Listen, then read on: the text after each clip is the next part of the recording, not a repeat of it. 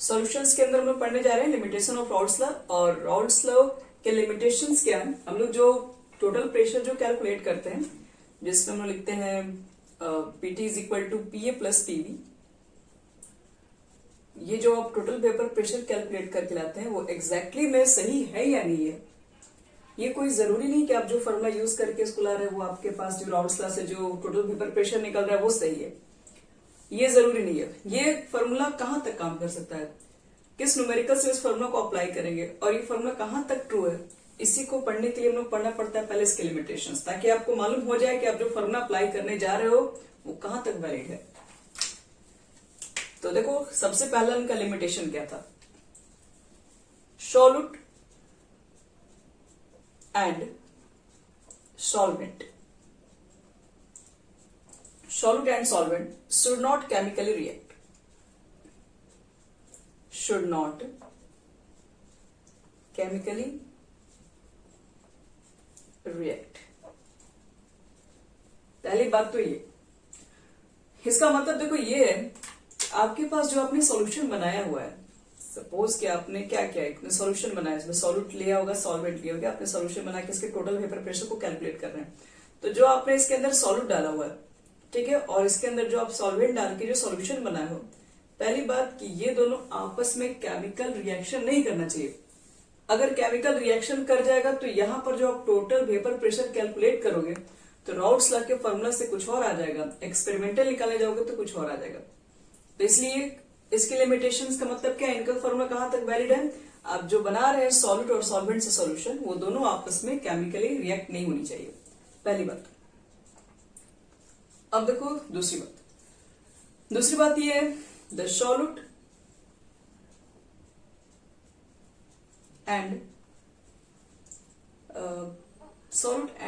The solute should not, लिख दो, the solute should not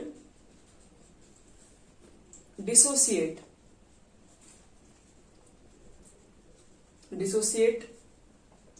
और एसोसिएट in the solution.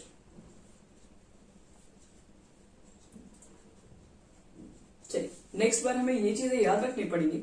आप जो सॉल्यूशन में सॉल्यूट सॉल्वेंट यूज कर रहे हो, तो सॉल्यूट जो आपके पास है वो किसी तरीके से वो डिसोसिएट नहीं होना चाहिए, ना वो एसोसिएट होना चाहिए।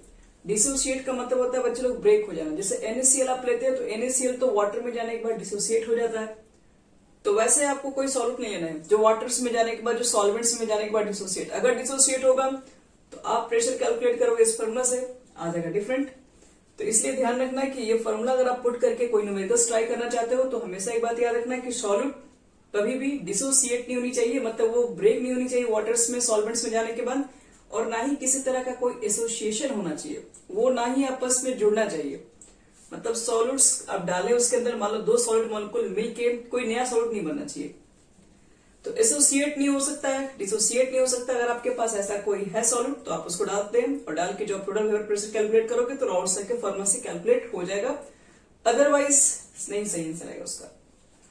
तो 2 जगह इसकी लिमिटेशन है, उसको अच्छे से समझें। पहली बात, सॉल्यूट और सॉल्वेंट्स आपस में इंटरैक्ट नहीं करनी चाहिए, केमिकल रिएक्ट नहीं करनी चाहिए। और दूसरी बात, जो सॉल्यूट्स है वो डिसोसिएट और एसोसिएट का नेचर नहीं होना चाहिए। चलो ये लिमिटेशंस कंप्लीट करने के बाद हम लोग पढ़ेंगे ideal and non ideal solution. तो यहां से राउल्ट्स लॉ के फॉर्मूले में कुछ देखो, कुछ ऐसे न्यूमेरिकल्स है जो राउल्ट्स लॉ के फॉर्मूला से बन जाते हैं, कुछ ऐसे भी आपके पास कुछ ऐसे भी न्यूमेरिकल्स होंगे जो राउल्ट्स लॉ के फॉर्मूला से नहीं बनेंगे। तो इसका मतलब सॉल्यूशन भी 2 पार्ट में डिवाइडेड है। कुछ ऐसा सॉल्यूशन होगा जो कि राउल्ट्स लॉ के फॉर्मूला से, मतलब उसके एक्सपेरिमेंट के सारे वैल्यू निकल जाएंगे, मतलब टोटल वेपर प्रेशर कैलकुलेट हो जाएगा। तो वैसे कोई भी सॉल्यूशन होते हैं उनको आइडियल्स बोलते हैं। मतलब ये जो बता रहे हैं आइडियल और नॉन आइडियल्स, ये इन्हीं के फॉर्मूला के अकॉर्डिंग बता रहे हैं। जो जहां पर इनका फॉर्मूला सेट हो जाए उसको बोलते हैं आइडियल्स, और जहां इस फॉर्मूला से हम सही तरीके से कैलकुलेट नहीं कर पाए वो हमारा होगा नॉन आइडियल्स। तो चलो आज का हमारा नया हेडिंग यही है, ideals and non ideal solution.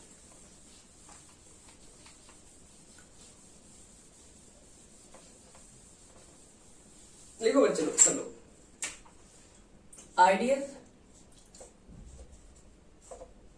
And non ideal solution.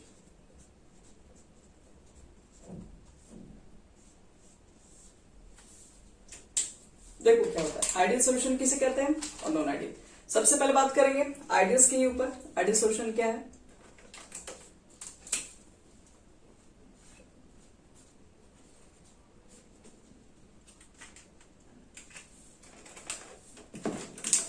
Ideal solution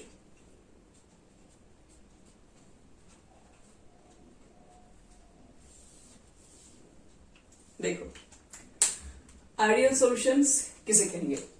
तो हम लोग बोलेंगे an ideal solution is that solution in which each components of Raoult's law under all condition of temperature and concentrations।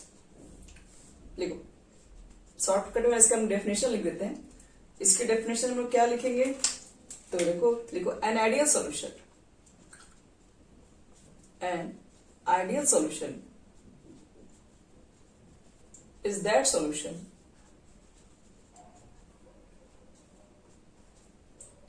solution in which, जिसमें हम लोग बोलेंगे in which each component obeys Raoult's law under all conditions of temperature and concentration।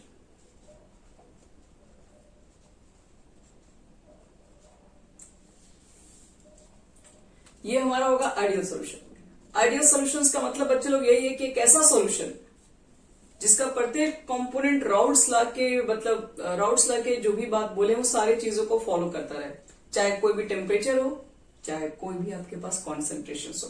सारे temperature, सारे concentration पे अगर एक solution के अंदर सारे कंपोनेंट्स अगर राउल्ट्स लॉ के ओबेस, मतलब राउल्ट्स लॉ के जो भी आपके पास फॉर्मूला गिवन है वो सारी चीज को फॉलो करते हैं। शॉर्टकट अगर एक लाइन कहा जाए, वैसे कोई भी सॉल्यूशंस जो कि राउल्ट्स लॉ को ओबे करता हो, मतलब राउल्ट्स लॉ को ओबे करने का मतलब है कि राउल्ट्स लॉ के जो भी कंडीशन है, जो भी आपका एक्सप्रेशन गिवन है, वो जो भी बात की है वोलेटाइल या नॉन वोलेटाइल्स के लिए, उस फॉर्मूला को यूज करके अगर हम लोग कुछ भी फाइंड कर पाते हैं तो बोलेंगे कि वो एक आइडियल सॉल्यूशन है। अगर उस फॉर्मूला से निकाले और एक्सपेरिमेंटल निकाले, दोनों की वैल्यू सेम आ जाए, तो कहोगे उस तरह का जो सॉल्यूशन होगा वो एक आइडियल सॉल्यूशन होगा। तो आइडियल सॉल्यूशन बनने के लिए कुछ कंडीशन भी चाहिए होती है। जैसे यहां देखो, जैसे मान लो कि आपके पास एक सॉल्यूट है ये, और ये मान लीजिए आपके पास सॉल्वेंट है, और आपको बनाना क्या, एक सॉल्यूशन बनाना है। देखो कैसे होगा ये। सपोज करो आपके पास जो सॉल्यूट है वो ए है, तो ए है तो यहां पर ए और ए के मॉलिक्यूल्स के बीच में इंटरेक्शन होगा, यहां पर सारे ए के मॉलिक्यूल्स होंगे। ये सॉल्यूट मान लो ले लेते हैं। दूसरा जो मिलने जा रहे हैं उसका नाम है सॉल्वेंट। सॉल्वेंट मान लेते हैं, इसमें क्या है, ए बी है, सॉरी बी है, तो इसमें बी और बी मॉलिक्यूल के बीच में इंटरेक्शन होगा। थर्ड हमारे पास, हम यहां पर थर्ड मानने जा रहे हैं, दोनों को आपस में मिक्स करके बना रहे हैं सॉल्यूशन। तो थर्ड हम यहाँ पर क्या मानेंगे, ए बी, इसके अंदर ए के भी कंपोनेंट्स होंगे, मतलब ए के भी इंटरेक्शन होंगे ए के बीच में। आपने इसके अंदर इसको भी मिक्स किया तो इसके अंदर बीबी के भी इंटरेक्शन होंगे। और अगर मान लो कि दोनों आपस में अगर किसी तरीके से अगर जुड़ने की कोशिश करता है तो एक नया इंटरेक्शन और कौन सा फॉर्म हो रहा होगा, ए बी के बीच में भी। मान लो ये क्वेश्चन में अगर आपस में अगर ये इंटरेक्शन भी करते हैं तो एक नया इंटरेक्शन बनने का चांस क्या है, ए बी के बीच में। ये ए के कंपोनेंट्स से, इसमें सिर्फ बी के कंपोनेंट्स से जब आप दोनों को मिक्स करके जब एक सॉल्यूशन बनाओगे तो इस सॉल्यूशन में क्या होंगे, इस सॉल्यूशन में तो दोनों के कंपोनेंट्स होंगे, ए के भी होंगे बी के भी होंगे। तो इंटरेक्शन बिटवीन क्या हो सकता है, ए के बीच में भी हो सकता है, बीबी की, मतलब ये दोनों डालोगे तो दोनों के बीच में तो रहेगा ही रहेगा। नया इंटरेक्शन क्या होता है, नया इंटरेक्शन ए भी बन सकता है, और इसी के ऊपर सब कुछ डिपेंड कर रहा होगा, क्योंकि जो ए है वो तो यहाँ पर भी है, जो बी भी था वो तो यहाँ पर भी। एक नया चीजें क्या बन रहा है, दोनों को मिलने आने के बाद ए भी फॉर्म हो रहा है। अब देखो, अगर आप चाहते हैं कि आइडियल सॉल्यूशन बने, ध्यान से देखो, मिटा रहे, अगर हम चाहते हैं कि हमारा सॉल्यूशन एक आइडियल सॉल्यूशन बने, उसके लिए देखो क्या कंडीशन चाहिए for an ideal solution.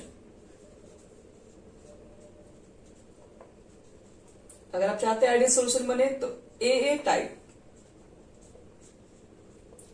And B type interaction type लिख दो, इंटरैक्शन क्या होनी चाहिए, शुड बी सिमिलर,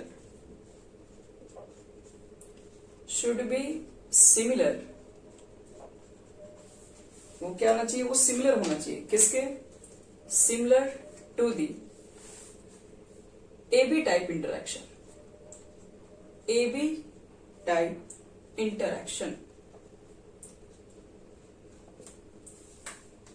देखो अगर हमारे पास नया सॉल्यूशन बन रहा है, ठीक है, नया सॉल्यूशन जो लोग बना रहे हैं उसमें ए के भी कंपोनेंट्स है, बीबी के भी कंपोनेंट्स है, और एक नया जो इंटरेक्शन बनने के चांसेस है वो ए बी है। और अगर ए बी का अगर इंटरेक्शन जो बन रहा है, जो भी इसके बीच में जो भी फोर्स लग रहा है, जो भी इंटरेक्शन है वो सिमिलर हो जाए, किसके सिमिलर हो जाए, ए इंटरेक्शन और बीबी इंटरेक्शन के, तब हम लोग बोल सकते हैं कि यहां पर जो सॉल्यूशन बन रहा होगा वो एक आइडियल सॉल्यूशन होगा। क्योंकि मान लो कि हम लोग यहाँ पर जितने, मान लो कोई लिक्विड वेपर में अगर बन रहा होगा, क्योंकि हम लोग मेन तो डाउट सा वेपर प्रेशर के ऊपर ही बात करते हैं, मान लो ए की जो टाइप की जो इंटरेक्शन है, ठीक है, मान लो, और इसके बीच को फोर्स को तो भी तोड़ेंगे तभी तो वेपर में बन रहा होगा, वो जो वेपर प्रेशर जो यहाँ बन रहा होगा वही इंटरेक्शन अगर यहाँ पर भी देखा जाए और यहाँ पर जो ए बी आपस में ज्वाइंट हो, अगर वही इंटरेक्शन अगर है तो तीनों में इंटरेक्शन फिर से तो वही है, तो फिर से यहाँ पर जो वेपर प्रेशर आप कैलकुलेट करेंगे टोटल, वो इसके और इसके वेपर प्रेशर के सम, मतलब पीए प्लस पीबी के सम के इक्वल होगा। तो हम लोग यहां से तो निकाल सकते हैं। तो ये फॉर्मूला तभी वैलिड हो सकता है, आइडियल सॉल्यूशंस का मतलब है कि राउल्स का फॉर्मूला तभी आपका वैलिड है जब ए बी का जो नया इंटरेक्शन जो फॉर्म होगा दोनों को मिक्स करने के बाद, उसका इंटरेक्शन क्या होना चाहिए, सिमिलर होना चाहिए ए के इंटरेक्शन और बीबी के इंटरेक्शन।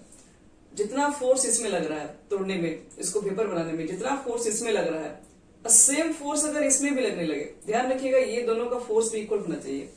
तो यहाँ पर क्या रखें, अगर सेम फोर्स अगर यहाँ पर भी लग जाए तो जाहिर सी बात है कि वेपर्स जो बनने चाहिए वो क्या पी और पीबी के सम के इक्वल हो जाएगा। लेकिन अगर मान लो कि वैसा कंडीशन हो जाए, यहाँ पर कम लग रहा है, ये दोनों को बनाने में मान लो कि मेरा क्या बोलते हैं इंट्रैक्शन कम है, आसानी से वेपर में कन्वर्ट हो रहा है, अगर ये दोनों के बीच में अगर कहीं गलती से रिएक्ट करके अगर दोनों के बीच में पावरफुल बॉन्ड बन गया तो फिर ये बॉन्ड जल्दी ब्रेक नहीं होगा।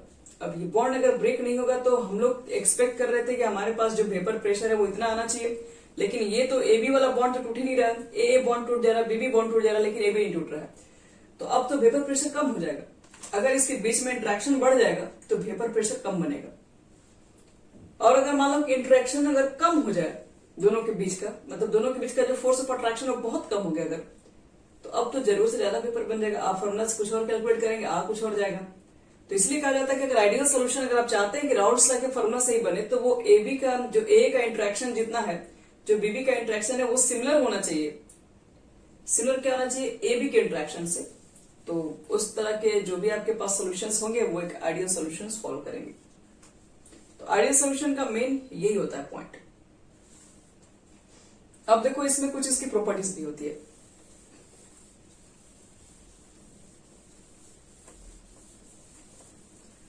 देखो an ideal solution should have following characteristic. An ideal solution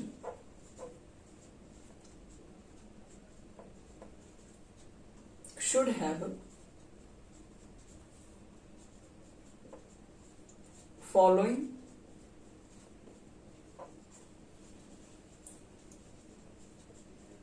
characteristics.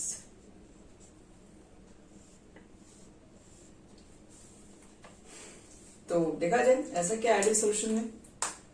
तो देखो आइडियल सॉल्यूशन की अपनी कुछ प्रॉपर्टीज भी होती है। प्रॉपर्टी नंबर देखो फर्स्ट, क्या there will be no change in volume, there will be no change in volume on mixing the two component, on mixing the two component.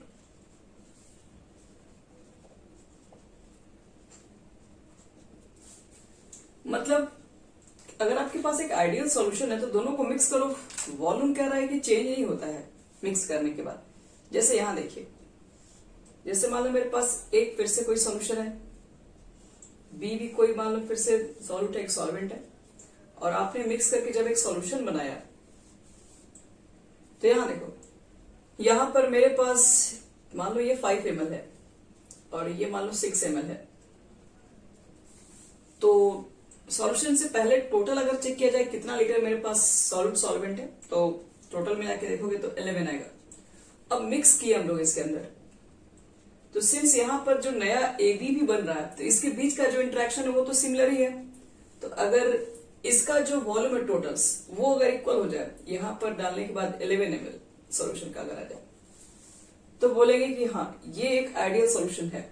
Ideal solution के अंदर वॉल्यूम चेंज नहीं होता, पहले जितना volume रहेगा बनाने के पहले आपके पास जितने सॉलिड सॉल्वेंट का टोटल मिला के वॉल्यूम रहेगा, बनने के बाद जो सॉल्यूशन का जो वॉल्यूम आएगा वो दोनों क्या होना चाहिए, सेम होना चाहिए।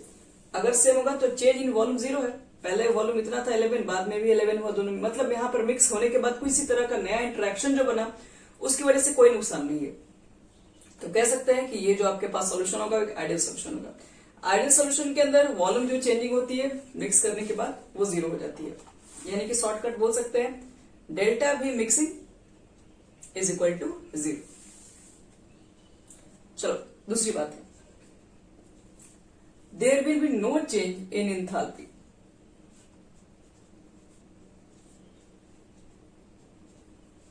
There will B,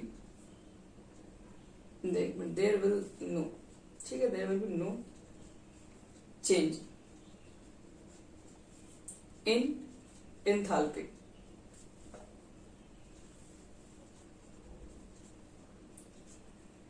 That is heat evolved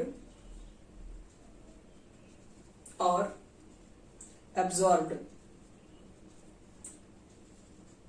change in enthalpy का मतलब यही होता है हीट एब्जॉर्ब हो रहा है चाहे इन्वॉल्व हो रहा है जो भी है। When the two components are mixed, when the two components are mixed, आप जब दो कंपोनेंट को मिक्स करते हैं तो उसके अंदर क्या रखा, अगर वो आइडियल सॉल्यूशन होगा तो वहां पर टोटल जो एंथैल्पी चेंज है वो 0 आना चाहिए। एंथैल्पी को हम लोग डेल्टा H से इंडिकेट करते हैं और ये वैल्यू हमारा होना चाहिए 0।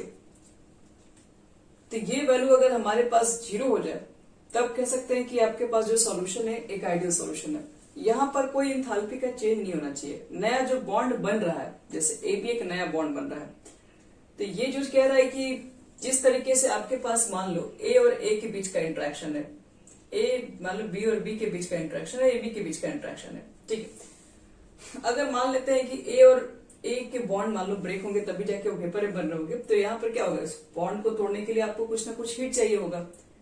तो यहाँ पर वही चीजें बात करिए, जितने आपके पास जो भी हीट बन रही है, जैसे इसको तोड़ने में जितना हीट लग रहा है, जितना यहाँ पर लग रहा है, जितना यहाँ लग रहा है वो पहले भी होना चाहिए। अब ये नहीं कि यहाँ पर A और A को तोड़ने में जितना हीट लगा और B और B को तोड़ने में जितना हीट लगा, अगर सेम अगर यहाँ पर लगेगा तभी तो दोनों का बराबर होगा, चाहिए एंथैल्पी 0 होगा। टोटल हीट आप पहले का निकाल के चेक करो, और बाद में जो नया बॉन्ड भी बन रहा है अभी, तो अभी आपको हम क्या बता रहे हैं, जो नया बॉन्ड भी बन रहा है उसका भी इंटरेक्शन तो उसी के इक्वल है, तो इसलिए यहां पर भी क्या होगा, उतना ही हीट लगेगा जो पहले लग रहा था। तो इसलिए जितना पहले आपके पास हीट था, नया सॉल्यूशन बनाने के बावजूद भी अभी भी उतना ही हीट है। तो कह सकते हैं इसके अंदर है कि यहाँ पर टोटल जो हीट जा रहा है मिक्सिंग वो क्या हो जा रहा है, 0 हो जा रहा है, क्योंकि रिएक्शंस के पहले का जो हीट है, बाद का जो चेंजिंग दिख रहा है वो सेम दिख रहा है। अब थर्ड प्रॉपर्टी देखते हैं, थर्ड इसकी क्या प्रॉपर्टी है। वॉल्यूम मिक्सिंग 0 होता है, हीट जो इसके अंदर चेंज होता है वो भी क्या होता है, 0 होता है। हीट चेंज का मतलब है कि आपके पास पहले और बाद का केस चेक किया जा रहा है। अब देखो, इट शुड, अगर आपके पास आइडियल अगर सॉल्यूशन है तो ये ओबे करना चाहिए। इट शुड ओबे Raoult's लॉ, ये राउट्स लॉ को ओबे करना चाहिए। अगर आपके पास आइडियल सॉल्यूशन है तो उसकी एक खासियत है, उसको राउट्स लॉ के ओबे करना, मतलब वो राउट्स लॉ के फॉर्मूला को फॉलो करना चाहिए। राउट्स लॉ ने जो फॉर्मूला दिया था वो बिल्कुल उसको आंख बंद करके उसको पालन करना ही करना है। अगर करता है तो आइडियल है, नहीं करता है तो फिर कह देंगे नहीं है, ये आइडियल नहीं है, तो नॉन आइडियल है किसी से। तो राउट्स लॉ कहने का मतलब है कि पी टोटल निकालोगे, टोटल जो वेपर प्रेशर है वो पी ए प्लस पीवी के फॉर्मूला पर सेट हो जाना चाहिए। तो उस तरह का जो सोल्यूशन जो तुम्हारे पास होगा वो एक आइडियल सोल्यूशन कहला सकता है। अब देखो 4 नंबर क्या हमारे पास होगा, 4 और इसकी लास्ट देखो प्रॉपर्टी ये होती है, the solute and solvent interaction is similar to the solute interaction। A को क्या मानते, सॉल्यूट मानते हैं, तो बोलेंगे the solute and solvent and solvent interaction, जो इंटरेक्शन होना चाहिए क्या होना चाहिए, it's similar to solute interaction. बस यही आपको 4 प्रॉपर्टी ध्यान रखना होगा इसका। जो solute एंड solvent का जो इंटरेक्शन है वो एकदम सेम होना चाहिए, जो उनका इंटरेक्शन है वही इंटरेक्शन नया solvent के बीच में होना चाहिए। अगर ऐसा है तो आपका जो सॉल्यूशन है आइडियल सॉल्यूशन कहला सकता है। तो आइडियल सॉल्यूशन की 4 प्रॉपर्टी हमें मिली।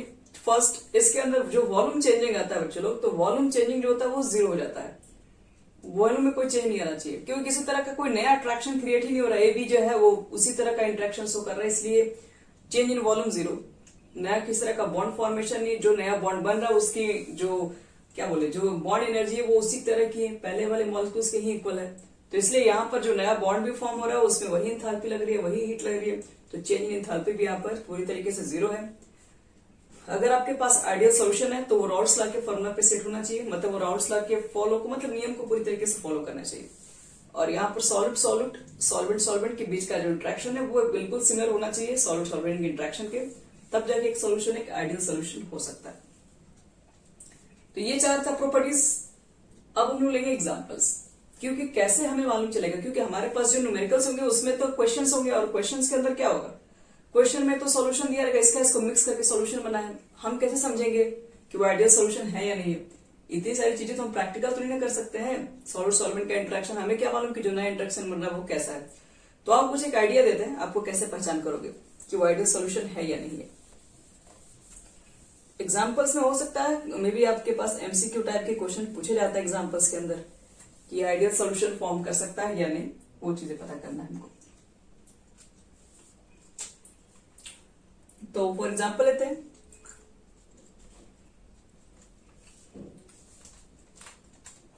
चलो एग्जाम्पल में लेते हैं क्या, सबसे पहला लेने जा रहे हैं इथेन, जिसका फॉर्मूला होता है C2H6 प्लस प्रोपेन, जिसका फॉर्मूला होता है C3H8। इथेन और प्रोपेन क्या लगता है ये दोनों है, इस दोनों के बारे में क्या बोल सकते हैं, क्या ये दोनों आइडियल सॉल्यूशन फॉर्म कर सकता है, कर सकता है। क्यों, क्योंकि दोनों में इंट्रैक्शन एक ही जैसा है।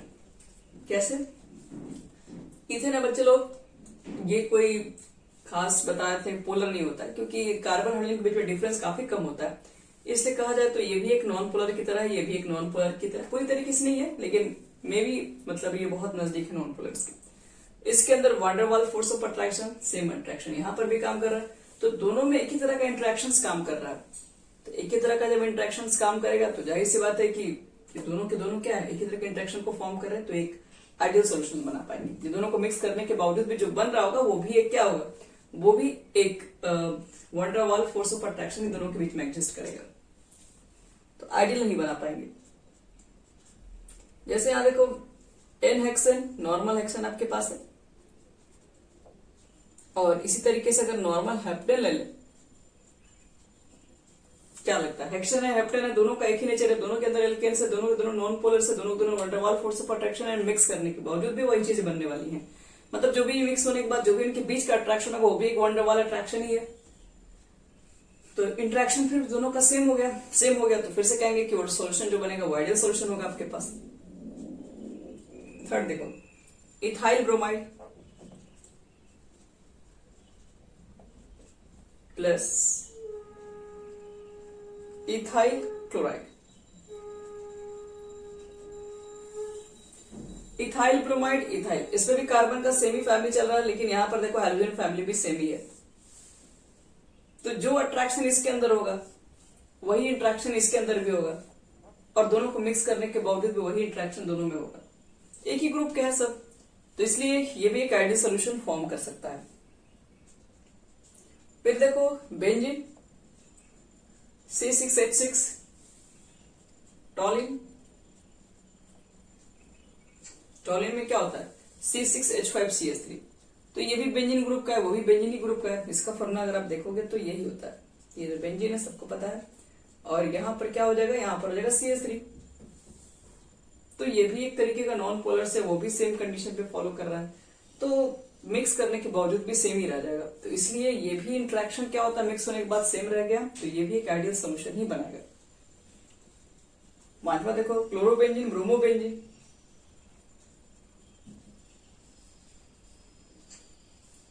तो बच्चे लोग इसको पहचानना थोड़ा इजी है, बस थोड़ा सा दिमाग लगाओगे तो आप तुरंत पहचान में जाओगे कि ये आइडियल है या नहीं है। एक ही तरह के ग्रुप दोनों में प्रेजेंट होंगे, एक ही तरह का दोनों में फोर्स आपको दिखाई पड़ रहा होगा, दोनों में एक ही तरह का इंट्रैक्शन दिखाई पड़ रहा होगा, तो हम मालूम कर सकते हैं कि हमारे पास जो गिवन सॉल्यूशन है वो एक आइडियल है या नहीं है। तो इस तरह से आप बहुत सारा एग्जांपल एक ही ग्रुप का और भी ले सकते हैं। तो आइडियल सॉल्यूशन हमारा हो गया कंप्लीट। अब बात करते हैं नॉन आइडियल सॉल्यूशंस के ऊपर, और नॉन आइडियल सॉल्यूशन के अंदर टाइप्स भी होते हैं। तो चलो पढ़ते हैं अब नॉन आइडियल सॉल्यूशन, इसको मिटा रहे हैं।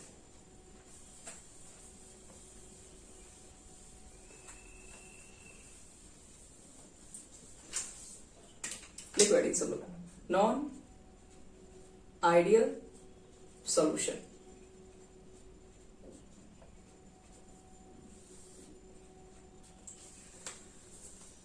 तो आइडियल में मैंने देखा कि जो राउल्स लॉ के जो कंपोनेंट्स होते हैं आपके सॉल्यूशन के अंदर, वो सब टेम्परेचर पे सारे कॉन्सेंट्रेशन पर फॉलो करते हैं राउल्स लॉ के नियम को।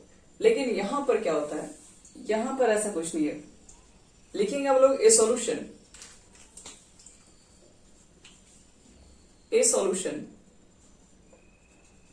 which do not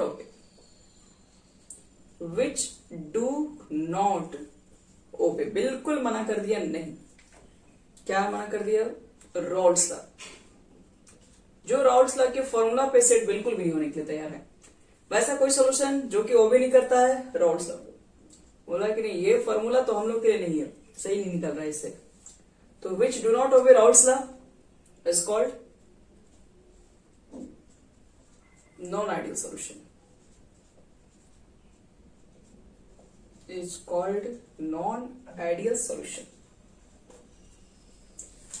तो जो भी आपके राउल्स लॉ के फॉर्मूला से सही ढंग से वेपर प्रेशर कैलकुलेट नहीं हो पाए, तो समझ लेना कि वो एक सॉल्यूशन जो है वो एक नॉन आइडियल सॉल्यूशन है।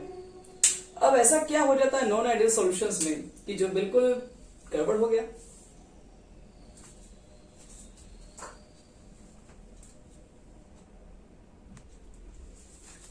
देखो बच्चे लोग, नॉन आइडियल सॉल्यूशंस का मतलब यही था, वैसे कोई भी सॉल्यूशंस जो राउल्स लॉ के नियम को फॉलो नहीं करे, मतलब कि आप जो निकालने के लिए सोच रहे होंगे कि इस फॉर्मूला से निकाल के इतना आ रहा है और एक्सपेरिमेंट निकालने जाओगे तो कुछ और आ जाएगा, तो उस तरह का जो भी सॉल्यूशंस बनेगा जो कि राउल्स लॉ के फॉर्मूला से नहीं निकाले जा सकते हैं, तो उसको हम लोग बोलते हैं non ideal solutions.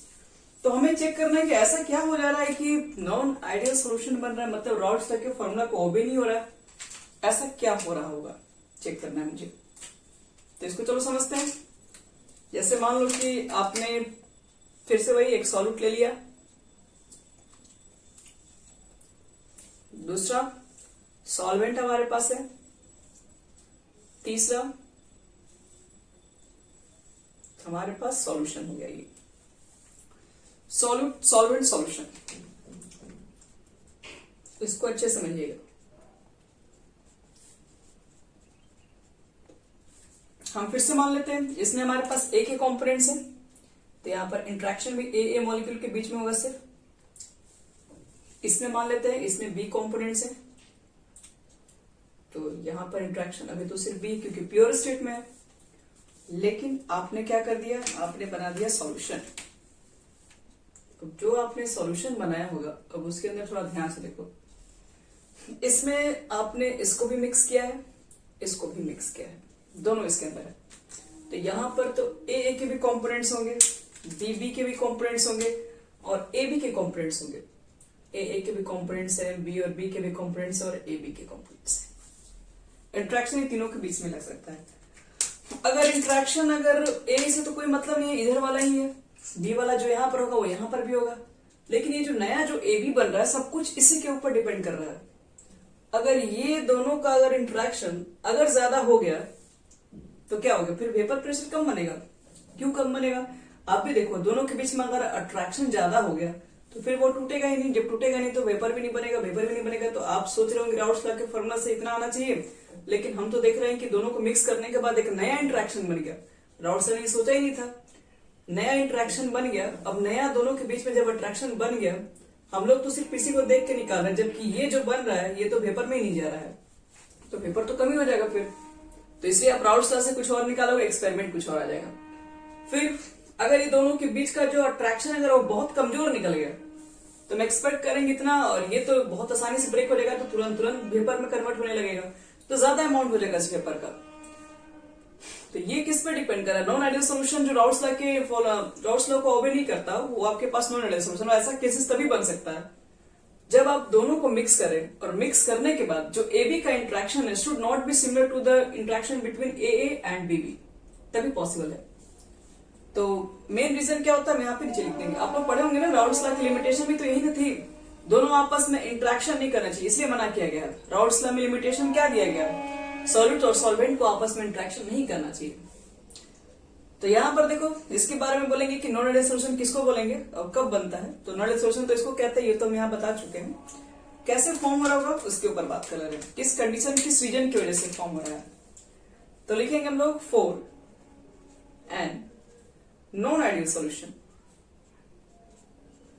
For an non ideal solution लिख देंगे यहां पर A B type interaction, A B type interaction, जो ए बी का जो इंटरैक्शन बन रहा है वो क्या हो रहा है, शुड बी डिफरेंट, वो डिफरेंट आ जा रहा है, should be different from A type and BB type interaction.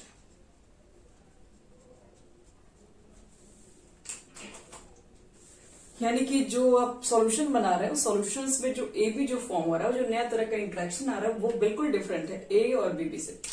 तो इसकी वजह से आपके पास राउल्ट्स लॉ के नियम को फॉलो नहीं किया जा रहा है। ठीक है, तो नॉन आइडियल्स की भी अपनी प्रॉपर्टी होती है।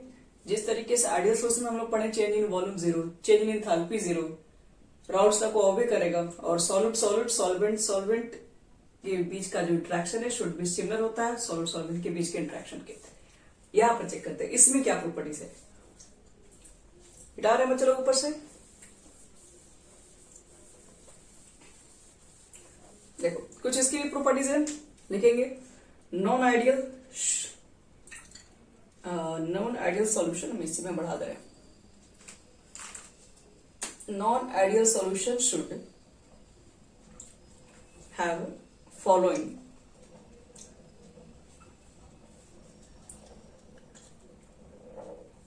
should have following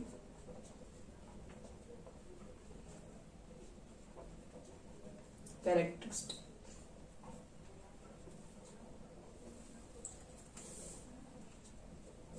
अब देखो नॉन आइडियल सॉल्यूशन की क्या है प्रॉपर्टीज। तो सबसे पहली बात करेंगे, सबसे पहला इसका प्रॉपर्टी, सबसे फर्स्ट प्रॉपर्टी होती है it should not obey Raoult's law, it should not obey Raoult's law। यानी कि जो पीटी है वो not is equal to PA plus PB के इक्वल होगा, ये इक्वल आपस में नहीं है। दूसरी बात, चेंज इन वॉल्यूम, जिसको शॉर्ट में हम लोग भी मिक्सिंग में बोलते हैं, ये जीरो नहीं होगा। इंट्रैक्शन हो रही है दोनों के बीच में, इंट्रैक्शन डिफरेंट तरीके की आ रही है, तो अब जो मिक्सिंग करेंगे वो वॉल्यूम आपका जीरो नहीं हो सकता है। थर्ड, हीट चेंज जो मिक्सिंग होगा ये भी अब यहां पे जीरो नहीं हो सकता है, यानी यहां पर एंथैल्पी चेंज भी मिक्सिंग करने पर जीरो नहीं हो सकता है। जैसे एक छोटा सा एग्जांपल अगर हम दें, सपोज करो इसी दोनों को समझने के लिए अगर हम एक छोटा सा एग्जांपल दें, फॉर एग्जांपल समझिएगा इसको, अगर हम बोले कि when we mix sulphuric acid, मान लो हम सल्फ्यूरिक एसिड को मिक्स कर रहे हैं किसके साथ, in a water, we mix H2SO4 in a water, ये सॉल्यूट यहां पे है फिलहाल, मान लो वाटर सॉल्वेंट के फॉर्म में, तो क्या लगता है जैसे ही आप एसिड को वाटर में डाल दीजिएगा, तो डालने के बाद आप देखोगे कि वहां पर एक तो हीट जनरेट होती है। पहले आप चेक करोगे तो पहले वाटर्स के अंदर उतना हीट नहीं है, एसिड्स के अंदर भी उतना हीट नहीं है, लेकिन जब दोनों को आपस में मिक्स करते हैं तो suddenly high amount of heat generate होती है। तो अब जो दोनों सॉलिड सॉल्वेंट को मिक्स कर रहे हैं तो नया इंटरेक्शन बन रहा है कि नहीं, यहाँ पर नया हीट जनरेट हो रहा है, पहले का हीट कम था, बनने के बाद वहां काफी एक बैग हीट बढ़ गया, और वहां पर हीट बढ़ने के बाद क्या होता है, वहां पे वॉल्यूम भी कम हो जाता है, वॉल्यूम भी चेंज देखने में आता है, पहले का कुछ और वॉल्यूम है, बाद में हीट और जनरेट होने के बाद वॉल्यूम कम हो जाता है। तो कहने का मतलब है कि अब एसिड और वाटर को मिक्स करेंगे तो इसको मिक्स करके जो आप सॉल्यूशन बना रहे हैं वो तो राउंड स्लैग के फॉर्मूला से नहीं निकलने वाला है। क्यों? क्योंकि यहाँ पर वॉल्यूम चेंजिंग भी दिखाई पड़ रहा है, यहाँ पर वॉल्यूम भी कम हो रहे हैं। दूसरी बात, यहाँ पर हीट भी जनरेट हो रहा है, पहले इतना हीट नहीं था लेकिन बाद में ऐड होने के बाद ज्यादा जनरेट हो रहा है, इसलिए यहाँ पर डेल्टा एच मिक्सिंग भी जीरो नहीं है, यहाँ पर वॉल्यूम मिक्सिंग भी जीरो नहीं है। यहाँ पर लिख सकते हो, ऊपर लिख दे रहे हैं, when we mix H2SO4 in a water the amount of heat generated is very high. The amount of heat generated is very large बोल दो, and a change in volume also absorbed, and a change in volume also absorbed, absorbed। तो ये है हमारा non ideal solutions. बोलिए,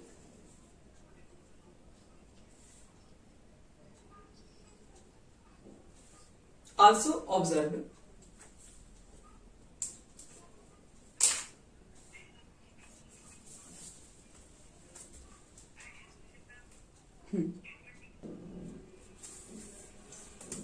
देखो चलो, अब हम लोग का टॉपिक है types of non ideal solution.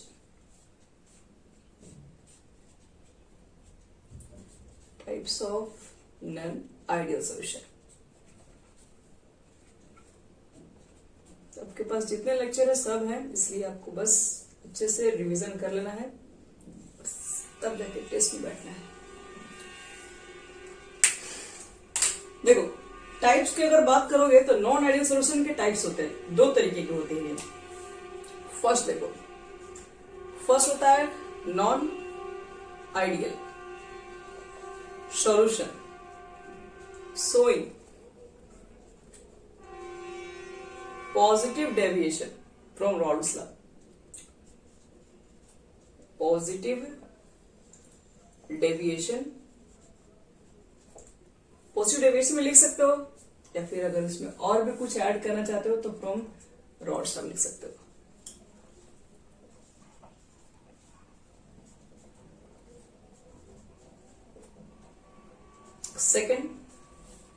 Second जो हमारे पास होता है वो है non ideal solution showing negative deviation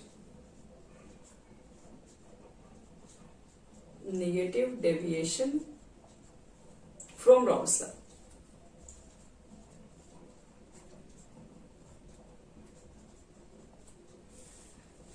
ये हमारा हो। नॉन आइडियल सोल्यूशन को देखा जाए तो दो टाइप्स के होते हैं, एक positive deviation from Raoult's law, एक negative deviation from Raoult's law. ये पॉजिटिव डेविएशन नेगेटिव डेविएशन का कहने का सेंस क्या है, अब इसको थोड़ा सा एक्सप्लेन कर दे रहे हैं। बाकी क्लासेस हम लोग फिर मंडे नहीं, शायद हो सकता है कि मे बी ट्यूसडे को आपको मिलेंगे, आपको बता देंगे। हालांकि संडे तक तो फाइनल बंद है। मिटा रहे इसको। देखो थोड़ा बहुत आपको बता दे रहे कि ये पॉजिटिव डेविएशन क्या है और नेगेटिव डेविएशन क्या है। पॉजिटिव डेविएशन नेगेटिव डेविएशन कहने का देखो सेंस क्या है। अगर मान लो आपके पास जो सॉल्यूशन है जिसमें आपने ए को मिक्स किया, बी को मिक्स किया और एक सॉल्यूशन बना के रखा है, तो उस सॉल्यूशन में ए के कंपोनेंट्स, बी के कंपोनेंट्स और नया जो चीज है इंटरेक्शन आ रही है वो ए बी के। तो यहां पे देखो एक चीज समझते हैं, अगर आपके पास कहा जाता है पॉजिटिव डेविएशन, इसका क्या मतलब है,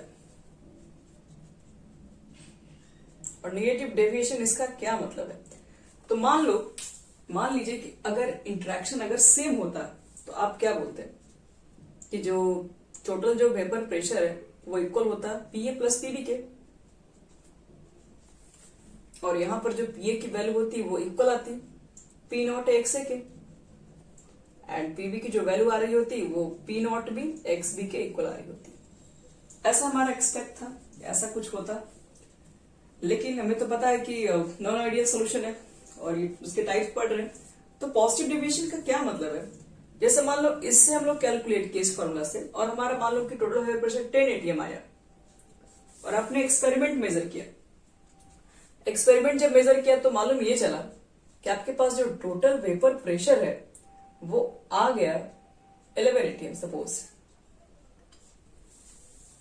11 एटीएम वेपर प्रेशर आ गया, समझिए।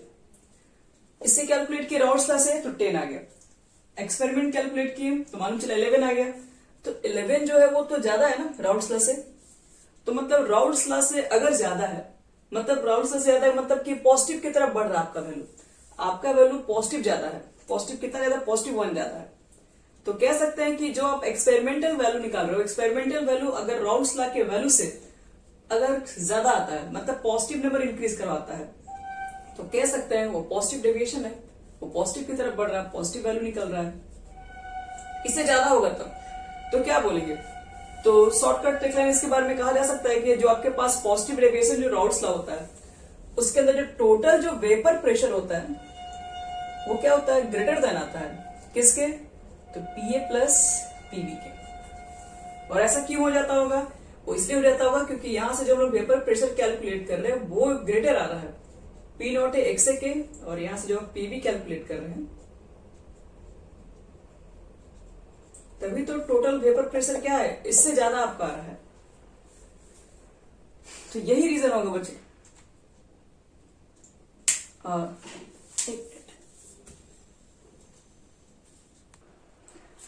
तो पॉजिटिव डेविएशन का बच्चे लोग मतलब यही होता है कि आप जो राउल्स लॉ के फॉर्मूला से जो कैलकुलेट कर रहे हैं और एक्सपेरिमेंटल वैल्यू ला रहे हैं, इससे इसकी वैल्यू ज्यादा आ रही होगी। तो ज्यादा आ रही है इसका मतलब क्या है, इसका मतलब इसका टोटल वेपर प्रेशर इससे ज्यादा होगा। और आप खुद से समझ लीजिए कि टोटल वेपर प्रेशर ज्यादा कब बनेगा, जब ए बी के बीच में इंटरेक्शन ज्यादा होगा या कम होगा, क्योंकि सब कुछ उसी पर डिपेंड करता है।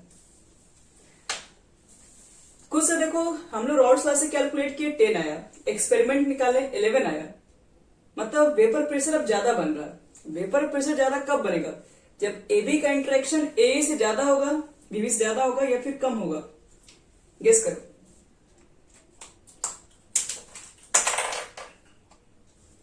हाँ, वेरी गुड, कम होना चाहिए बच्चे लोग, क्योंकि कम होगा तभी तो आसानी से वेपर बनेगा। अगर वेपर बनेगा ज्यादा तो वेपर प्रेशर भी ज्यादा आएगा। तो इसका मतलब है कि पॉजिटिव डेविएशन के अंदर हम लोग बहुत सारी चीजें तो खुद ही बता सकते हैं। एक तो वैल्यू होना चाहिए राउल्स लॉ से ज्यादा आ रहा है, पॉजिटिव की तरफ बढ़ रहा है। दूसरी बात, जो एबी का इंटरेक्शन होना चाहिए वो कम होना चाहिए ए और बीबी के इंटरेक्शन से। कम जितना इंटरेक्शन होगा, दोनों के बीच में अट्रैक्शन जितना कम होगा उतना ज्यादा वेपर बनेगा। वेपर ज्यादा बनेगा तो प्रेशर भी यहां पर ज्यादा आएगा, वेपर प्रेशर। और नेगेटिव डेविएशन का क्या मतलब होगा हमारे पास, तो देखो इससे 10 आया और आपने एक्सपेरिमेंट गए निकालने के लिए, लेबोरेटरी में गए और मालूम चला कि 9 एटीएम आया। लीजिए 10 एटीएम आप निकाले थे राउल्ट्स लॉ के फॉर्मूला से, एक्सपेरिमेंट आ गया 9 एटीएम। मतलब राउल्ट्स लॉ के देखो पीछे की ओर बढ़ा, मतलब निगेटिव की तरफ बढ़ा। इसमें से -1 करेंगे तब जाके 9 मिलेगा। तो निगेटिव डेविएशन का मतलब क्या, राउल्ट्स लॉ से वैल्यू ज्यादा नहीं आ रहा, उससे कम आ रहा है, उसके निगेटिव की तरफ बढ़ रहा है। तो इसलिए इसका नाम पड़ा है राउल्ट्स लॉ, मतलब non ideal solution negative deviation from Raoult's law.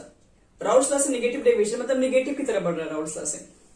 तो ये कब हो सकता है, तो ये तभी हो सकता है जब आपके पास टोटल वेपर प्रेशर पी और पीबी से कम रहा हो, मतलब पीए की वैल्यू इससे कम रही होगी और पीबी की वैल्यू भी इससे कम रही होगी।